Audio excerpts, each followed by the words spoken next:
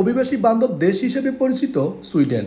বাংলাদেশ সহ বিশ্বের বিভিন্ন দেশ থেকে ওয়ার্ক পারমিট নিয়ে সুইডেনে আসেন বিপুল সংখ্যক অভিবাসী। 2022 সালে অভিবাসন নীতিতে ব্যাপক পরিবর্তনের অঙ্গীকার নিয়ে ক্ষমতায় আসে বর্তমান জোট সরকার।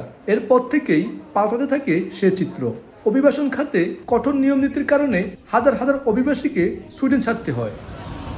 সুইডেনে বাংলাদেশি মালিকানাধীন রেস্তোরাঁর সংখ্যা 200-র বেশি, যার প্রায় সবগুলোতেই কাজ করছেন প্রবাসী বাংলাদেশিরা। রেস্তোরাঁর চাহিদা থাকলেও কর্মী সংকটে তা হচ্ছে না, কারণ সুইডেনের বর্তমান ওয়ার্ক পারমিটে সর্বনিম্ন বেতনে একজন কর্মী নিয়োগে প্রতিষ্ঠানের মাসিক খরচ হয় বাংলাদেশি মুদ্রায় 5 লাখ টাকারও বেশি। ব্যবসায়ীরা বলছেন, এত অর্থ খরচ করে ওয়ার্ক পারমিটে কর্মী নেওয়া তাদের জন্য প্রায় অসম্ভব। ফলে অনেকেই কর্মী সংকটের কারণে প্রতিষ্ঠান বন্ধ করতে বাধ্য হচ্ছেন। কর্মচারী বেতনের কারণে একটা লোক বাংলাদেশ থেকে আনতে হলে এখন তাকে 5 লাখ টাকা আমার কোম্পানি খরচ হবে। এই কারণে আমরা রেস্টুরেন্ট কমিয়ে ফেলার চিন্তা ভাবনা করতেছি। আগে তো ইটালি থেকে বা বিভিন্ন দেশের থেকে লোক আসতো, তারাও এখন আসে না, যার জন্য আমরা খুব সাফার।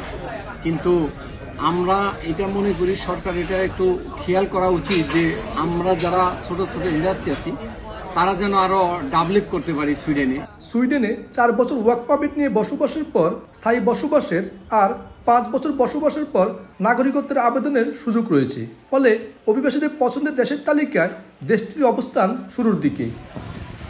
শফিউল আলম, সময় সংবাদ, সুইডেন।